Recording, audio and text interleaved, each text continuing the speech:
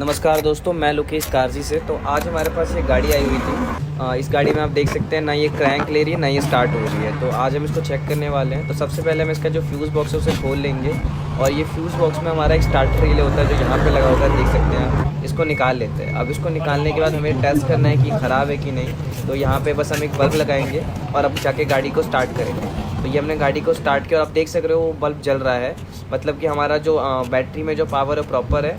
बस हमारा जो ये स्टार्टर है सेल्फ स्टार्टर रिले वो ख़राब हो रखा है। तो चलिए इसे चेंज कर देते हैं और हमारा जो ये प्रॉब्लम बिल्कुल सॉल्व हो जाएगा। तो कैसी लगी वीडियो? अगर वीडियो अच्छी लगी तो वीडियो को ज़्यादा से ज़्यादा लाइक करें और ज़्यादातर लोगों को शेयर करें। ऐसे ही कार नॉलेज वाली वीडियो के लिए हमारे चैनल कारजी को सब्सक्राइब करें।